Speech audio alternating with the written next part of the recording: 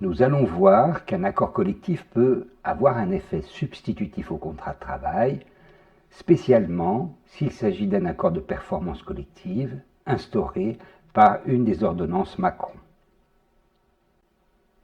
Un accord collectif peut-il imposer aux salariés une modification du contrat de travail? La question n'est pas nouvelle, mais aujourd'hui, dans certains cas, il peut y être répondu positivement. Lorsqu'un employeur est lié par les clauses d'une convention ou d'un accord, ces clauses s'appliquent au contrat de travail conclu avec lui, sauf stipulation plus favorable. C'est ce que nous dit l'article L 2254-1 du Code du travail. Parce qu'il affecte un élément essentiel du contrat, l'accord collectif peut constituer une modification du contrat de travail de chacun des travailleurs concernés. Tel est le cas si la rémunération est affectée dans son montant ou sa structure. Il en va de même si l'accord organise une mobilité géographique ou professionnelle ou aménage ou réduit le temps de travail. Les contreparties obtenues dans la négociation font que l'accord n'est pas forcément défavorable. Néanmoins, il implique une modification du contrat de travail.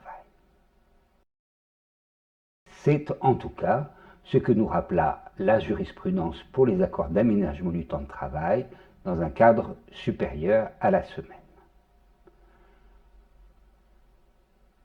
La Cour de cassation se positionna très clairement en 2010. L'instauration d'une modulation du temps de travail constitue une modification du contrat de travail qui requiert l'accord express du salarié. En application de cette jurisprudence, le salarié refusant la modification que constitue cet aménagement du temps de travail devrait être licencié, non en raison de son refus légitime, mais sur la base du motif ayant présidé à la modification. Il est de nature économique. La requalification des ruptures individuelles pour refus de la modulation en licenciement économique injustifié ne peut alors être évitée que si l'accord a été conclu pour répondre à des difficultés économiques ou sauvegarder la compétitivité de l'entreprise. Par ailleurs, intervient un risque judiciaire important. Les salariés n'ayant pas expressément consenti à la modulation conserveraient la possibilité de demander le paiement d'heures supplémentaires. La solution fut rapidement contrée, du moins pour les accords d'entreprise relatifs à la modulation horaire. Le législateur adopta en 2012 une règle de sécurisation de ces accords pour les salariés à temps complet. La mise en place d'un dispositif d'aménagement du temps de travail sur une période supérieure à la semaine par accord collectif ne constitue pas une modification du contrat de travail. L'affaire est donc entendue. Par exception légale, la modulation conventionnelle du temps de travail n'emporte pas modification du contrat de travail. Le salarié qui la refuserait s'exposerait à être licencié pour une cause réelle et sérieuse, à savoir une faute disciplinaire, qualifiée, le cas échéant, mais pas nécessairement, de faute grave. Cet amendement, dit Warsmann, est loin de régler la question. C'est une exception légale à une règle que la Cour de cassation continue d'appliquer. Concernant un accord de gestion prévisionnelle des emplois et des compétences, elle a estimé ainsi en 2022 qu'un des accords collectifs ne peut modifier sans l'accord des salariés concernés les droits qu'ils tiennent de leur contrat. À l'exception de dispositions légales, comme le précise cet autre arrêt, relatif à une modification conventionnelle de la structure de rémunération définie au contrat. Il a donc été recherché des moyens d'éviter que les salariés ne puissent contester l'application d'un accord collectif en invoquant la modification de leur contrat. Cela passe par un régime spécifique pour le licenciement des salariés récalcitrants et cela a conduit à terme à la création des accords de performance collective. Les premières tentatives visaient à éviter de fragiliser des accords sur l'emploi. Ce furent successivement les accords de maintien dans l'emploi, accords défensifs conclus en cas de graves difficultés économiques conjoncturelles, puis les accords offensifs de préservation et de développement de l'emploi de la loi dite travail. Ils ont été remplacés par les accords de performance collective instaurés par une des ordonnances Macron. Les accords de performance collective doivent nécessairement être des accords dits majoritaires. Le principe de l'accord majoritaire, c'est la signature de l'accord par des organisations syndicales représentatives ayant recueilli plus de 50% des suffrages exprimés au premier tour des dernières élections professionnelles. En effet, le Conseil constitutionnel exige un accord majoritaire ou, en cas de signature minoritaire représentant 30% des suffrages, une approbation référendaire majoritaire. Par ailleurs, cette position devrait exclure la signature d'un APC en l'absence de délégués syndicaux et ne concerner que des entreprises de 50 salariés et plus. Certains considèrent que ces accords devraient pouvoir être conclus avec des négociateurs alternatifs, et ce même dans les entreprises de moins de 50 salariés. C'est la position du ministère. Mais l'effet substitutif de l'accord sur le contrat de travail ne devrait-il pas alors être écarté, ce qui viderait l'intérêt du recours à l'APC? Cette question devra être tranchée par les juges. D'ores et déjà, 49% des accords signés jusqu'ici relevaient d'une négociation alternative et près de 10% ont fait l'objet d'une ratification par les salariés. La finalité des accords de performance collective est large. Ils peuvent être conclus en vue de préserver ou de développer l'emploi. Mais c'est aussi ajouter un motif d'adaptation aux contours imprécis. Il s'agit de la réponse aux nécessités de fonctionnement de l'entreprise. Ainsi, il peut être envisagé de conclure une augmentation temporaire du temps de travail pour répondre à un surcroît d'activité plutôt ponctuel, avec ou sans création d'emploi, ou un abaissement du temps de travail pour tenir compte d'une baisse d'activité conjoncturelle permettant le maintien des emplois. Statistiquement, dans un cas sur 4, est évoqué un contexte concurrentiel tendu.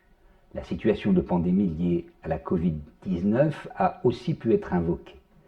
Mais il ne peut jamais s'agir de substituer à un licenciement collectif pour cause économique, comme dans le cas d'une fermeture de site. L'objectif de l'accord doit nécessairement être rédigé dans le préambule du texte. C'est essentiel, spécialement lorsque sont invoqués des motifs liés au fonctionnement de l'entreprise. Comme le souligne le Conseil constitutionnel, la pertinence des motifs ayant justifié l'accord peut être contestée devant le juge. Selon lui, il appartient aux partenaires sociaux de déterminer, lors de la négociation de l'accord, les motifs liés au fonctionnement de l'entreprise justifiant d'y recourir et, à ce titre, de s'assurer de leur légitimité, de leur nécessité. L'enjeu rédactionnel des accords est donc posé. C'est aux négociateurs que revient la tâche d'apprécier la nécessité de fonctionnement. Ils devront l'exposer dans l'accord. Voyons désormais ce que doit contenir un accord de performance collective et ce qu'il advient des salariés refusant de se le voir appliquer. La loi exige un contenu spécifique aux accords de performance collective. L'accord de performance collective est limité dans son contenu à 3 domaines exclusifs: l'aménagement de la durée du travail, ses modalités d'organisation et de répartition, celui de la rémunération, et enfin la détermination des conditions de mobilité professionnelle ou géographique interne à l'entreprise. Si jusqu'à présent la moitié des accords conclus ne traitent que d'un de ces 3 thèmes, l'autre moitié en aborde plusieurs. La moitié des APC concerne la rémunération et les 2 tiers la durée du travail. Outre les objectifs, peuvent être mentionnés dans l'accord les modalités d'information des salariés sur l'application de l'accord et son suivi, les efforts proportionnés à ceux demandés aux salariés et consentis par les dirigeants salariés, les mandataires sociaux et les actionnaires, les modalités de conciliation de la vie professionnelle et de la vie personnelle et familiale des salariés et un abondement complémentaire au compte personnel de formation. Lorsqu'il aménage le temps de travail sur une période supérieure à la semaine ou un dispositif d'aménagement du temps de travail déjà en place, l'accord de performance collective doit respecter les dispositions du Code du travail relatives à ce type d'accord. Les stipulations d'un accord de performance collective se substituent aux clauses d'une convention individuelle de forfait en jours qui leur seraient contraires et incompatibles, sans qu'il y ait besoin de signer une nouvelle convention individuelle de forfait. L'acceptation de l'accord par le salarié vaut acceptation de la modification de sa convention individuelle. Qu'arrive-t-il aux salariés qui refusent de se voir appliquer un accord? En principe, le refus de se voir appliquer un accord entraînant une modification du contrat de travail est légitime. Le licenciement consécutif à ce refus sera économique. Il y a deux exceptions. Pour la modulation horaire, le régime issu de la loi Warsmann conduit à l'application d'un licenciement disciplinaire puisqu'il n'y a pas, de par la loi, de modification. Pour les accords de performance collective, le salarié peut refuser la modification de son contrat de travail résultant de l'application de l'accord. Il a été instauré une possibilité de rompre le contrat sans justification. C'est un licenciement inclassable. On parle de licenciement sui generis. En cas d'accord de modulation, le régime du licenciement sui generis prime sur le licenciement disciplinaire de l'amendement Warsmann. En cas de disposition relative à la conclusion d'une convention de forfait en jour, le salarié ne peut pas se voir imposer d'office le forfait en jour et ne peut pas être licencié s'il refuse de signer la convention individuelle de forfait. Comment se déroule la procédure de licenciement sui generis? Tout d'abord, on passe par une information du salarié, qu'il s'agisse d'une information collective ou une notification individuelle. Le salarié peut refuser la modification de son contrat de travail dans le mois qui suit cette information. Une fois que son refus a été exprimé, l'employeur dispose d'un délai de 2 mois pour rompre le contrat sous la forme d'un licenciement sui generis. La cause réelle et sérieuse de ce licenciement sera constituée. Le licenciement sui generis fait appel à la procédure de licenciement pour motif inhérent à la personne du salarié. Les règles procédurales et les obligations d'adaptation et de reclassement qui sont applicables au licenciement économique sont donc écartées. Pour les indemnités de rupture, les effets sont distincts. La privation d'indemnité de rupture qui existe en matière disciplinaire lorsque le refus constitue une faute grave n'est pas applicable. Enfin, le salarié bénéficie de droits au titre de l'assurance chômage et d'un abondement de 3 000 € minimum sur son compte personnel de formation. Qu'en est-il des contestations? Selon le Conseil constitutionnel, le fait que la loi ait réputé le licenciement fondé sur une cause réelle et sérieuse n'interdit pas aux salariés de contester ce licenciement devant le juge. Outre le respect de la procédure de licenciement peut être contrôlé, selon le ministère, le motif spécifique de licenciement constitué par le refus de l'accord, lequel doit nécessairement avoir été invoqué par l'employeur dans la lettre de licenciement. Le ministère estime que le juge doit vérifier que l'accord est conforme aux dispositions du Code, bien fondé, modalités d'adoption et contenu, ainsi que les règles d'ordre public, qui doivent avoir été respectées. Mais le plus délicat semble être bien le contrôle du bien fondé de l'accord. À ce titre, la conformité du licenciement à la Convention numéro 158 de l'Organisation internationale du travail pourrait être soulevée. Celle-ci exige l'existence d'un motif valable de licenciement, notamment fondé sur les nécessités du fonctionnement de l'entreprise. Tout dépendrait donc du contenu du préambule de l'accord de performance collective censé les exposer.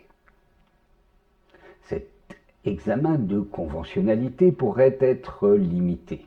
Le juge pourrait apprécier l'existence, mais pas la teneur des nécessités de fonctionnement. Comme l'a précisé le Conseil d'État, le juge apprécie le caractère objectif des raisons l'ayant conduit à procéder au licenciement contesté et vérifier que celui-ci n'est pas fondé sur des motifs discriminatoires. Par ailleurs, la Cour de cassation a considéré pour un accord de mobilité interne qu'elle n'avait pas à apprécier la proportionnalité des mesures qui y figuraient. Enfin, on peut considérer qu'il y a, avec le licenciement sui generis, une présomption irréfragable de cause réelle et sérieuse. On peut aussi estimer que les organisations signataires sont présumées avoir apprécié le bien fondé des nécessités liées au fonctionnement de l'entreprise. La Cour de cassation a reconnu cette présomption de légitimité des avantages négociés par celle-ci. En sera-t-il de même pour les accords de performance collective? C'est l'examen de la jurisprudence à venir qui nous le dira.